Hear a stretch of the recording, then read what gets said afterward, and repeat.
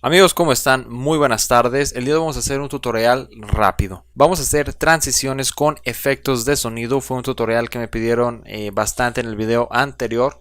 Así que vamos a ver el resultado y después les voy a dar un pequeño tutorial.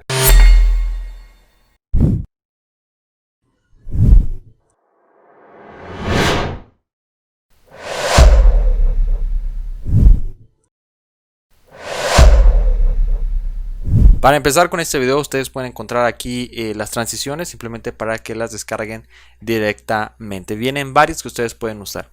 Y simplemente una recomendación, como pueden ver, yo aquí tengo una transición, entonces aquí abajo tiene un efecto de sonido.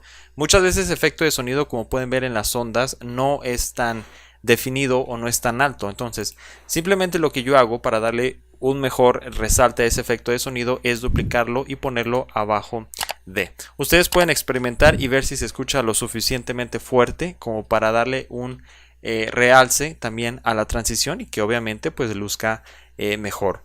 Si no es así, pues bueno, obviamente lo pueden seguir multiplicando hasta que ustedes estén contentos con el resultado. Ese era simplemente el tip. Obviamente ustedes pueden modificarlo y pueden trabajar con muchas transiciones y con los efectos de sonido que yo aquí les voy a dejar.